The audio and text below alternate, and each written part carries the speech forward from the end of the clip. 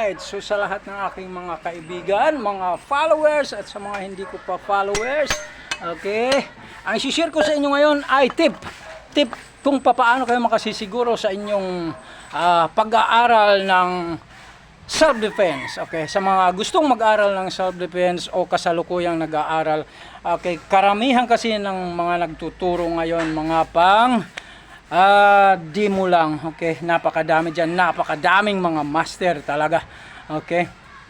Ngayon, para makasiguro kayo, halimbawa pagka sinabi na suntok, okay, susuntok muna kayo nyan, alright. Halimbawa sipa, o sipa muna kayo nyan. Halimbawa matipong mga babad, slow mo, pag sinabing halimbawa saksak o taga, yung mga tipong ganon, alright, palo, pero mga nakababa dyan o di kaya slow mo, tandaan ninyo, hindi, pagdating sa realidad, hindi nakababad ang suntok, sunod-sunod yan.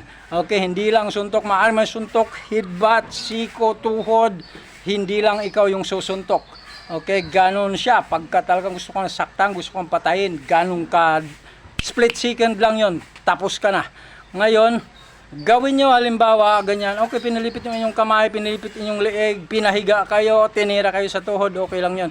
Ngayon, gawin nyo ng sabihin nyo sa nagtuturo na gusto mong makita yon sa pull speed, yung weight strength, power, and pull resistance. Talaga pag sinabing suntok, suntokin nyo talaga, bam, yung sunod-sunod. O di kaya pag sinabing tagain nyo talaga, pag, kung kaya ba talaga, huwag nyo paluin nyo talaga.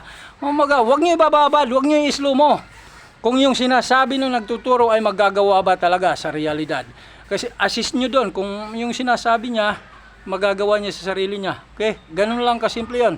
Ganun yung malalaman kung ang inyong pinag-aaralan o matututunan, ituturo sa inyo, ay magagamit sa pagtatanggol sa sarili. Ganun lang yun. Salamat, follow, comment, and share for more. Thank you.